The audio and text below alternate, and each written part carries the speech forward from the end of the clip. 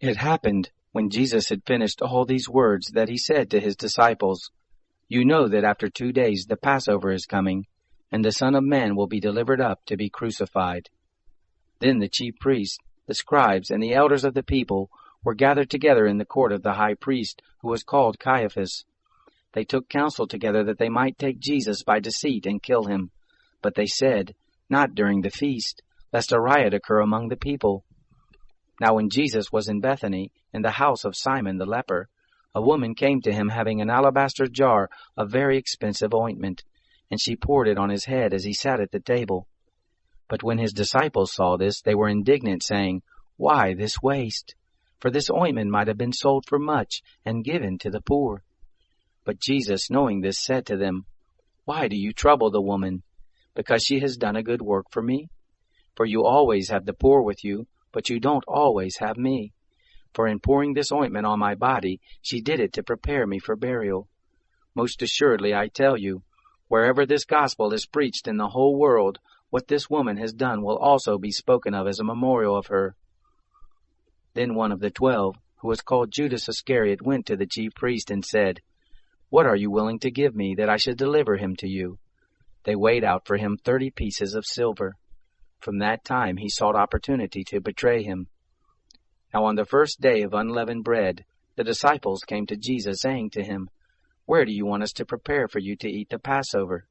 He said, "Go into the city to a certain person and tell him, 'The teacher says, my time is at hand.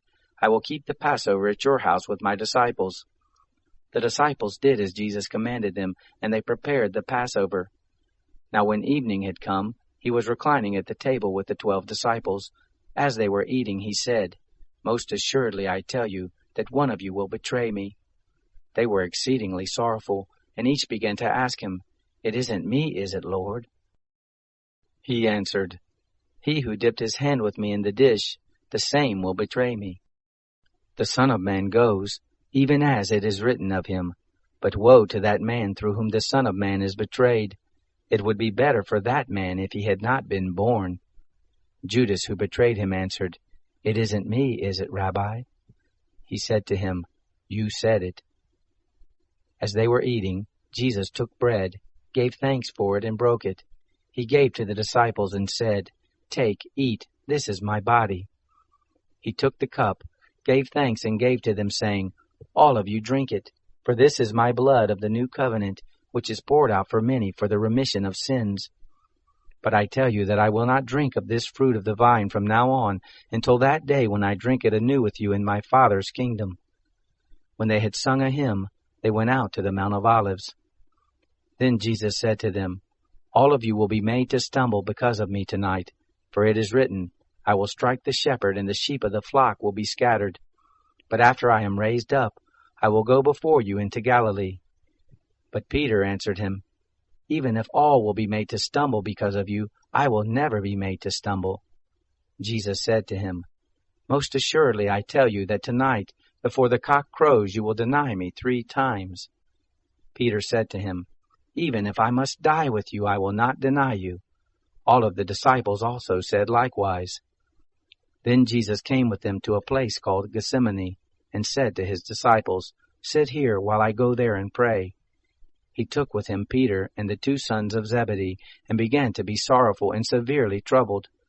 Then he said to them, "My soul is exceedingly sorrowful, even to death. Stay here and watch with me." He went forward a little, fell on his face, and prayed, saying, "My Father, if it is possible, let this cup pass away from me. Nevertheless, not what I desire, but what you desire."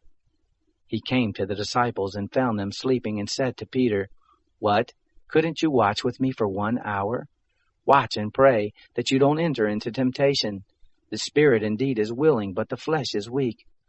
Again, a second time he went away and prayed, saying, "My Father, if this cup can't pass away from me unless I drink it, your desire be done." He came again and found them sleeping, for their eyes were heavy. He left them again, went away, and prayed a 3rd time, saying the same words. Then he came to his disciples and said to them, "Sleep on now, and take your rest. Behold, the hour is at hand, and the Son of Man is betrayed into the hands of sinners. Arise, Let's be going. Behold, he who betrays me is at hand." While he was still speaking, behold, Judas, one of the 12, came, and with him a great multitude, with swords and clubs, from the chief priests and elders of the people. Now he who betrayed him gave them a sign, saying, "Whoever I kiss, he is the one. Seize him." Immediately he came to Jesus and said, "Hail, Rabbi," and kissed him. Jesus said to him, "Friend, why are you here?" Then they came and laid hands on Jesus and took him. Behold, one of those who were with Jesus stretched out his hand and drew his sword and struck the servant of the high priest and struck off his ear. Then Jesus said to him, "Put your sword back into its place, for all those who take the sword will die by the sword.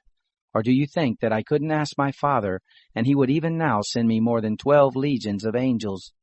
How then would the scripture be fulfilled that it must be so?" In that hour Jesus said to the multitudes, "Have you come out as against a robber with swords and clubs to seize me? I sat daily in the temple teaching, and you didn't arrest me. But all this has happened, that the scriptures of the prophets might be fulfilled." Then all the disciples left him and fled. Those who had taken Jesus led him away to Caiaphas the high priest, where the scribes and the elders were gathered together. But Peter followed him from a distance, to the court of the high priest, and entered in and sat with the officers to see the end. Now the chief priest, the elders, and the whole council sought false testimony against Jesus, that they might put him to death, and they found none. But at last 2 false witnesses came forward and said, "This man said, 'I am able to destroy the temple of God, and to build it in 3 days.'" The high priest stood up and said to him, "Have you no answer? What is this that these testify against you?" But Jesus held his peace. The high priest answered him, "I adjure you by the living God, that you tell us whether you are the Christ, the Son of God." Jesus said to him, "You have said it. Nevertheless, I tell you, henceforth you will see the Son of Man sitting at the right hand of power, and coming on the clouds of the sky." Then the high priest tore his clothing, saying, "He has spoken blasphemy. Why do we need any more witnesses? Behold, now you have heard his blasphemy. What do you think?" They answered, "He is worthy of death." Then they spit in his face, and beat him with their fist, and some slapped him, saying, "Prophesy to us, you Christ. Who hit you?" Now Peter was sitting outside in the court, and a maid came to him, saying, "You were also with Jesus the Galilean." But he denied it before them all, saying, "I don't know what you are talking about." When he had gone out onto the porch, someone else saw him, and said to those who were there, "This man also was with Jesus of Nazareth." Again he denied it with an oath, "I don't know the man." After a little while those who stood by came and said to Peter, "Surely you are also one of them, for your speech makes you known." Then he began to curse and to swear, "I don't know the man." Immediately the cock crowed. Peter remembered the word which Jesus had said to him, "Before the cock crows, you will deny me 3 times."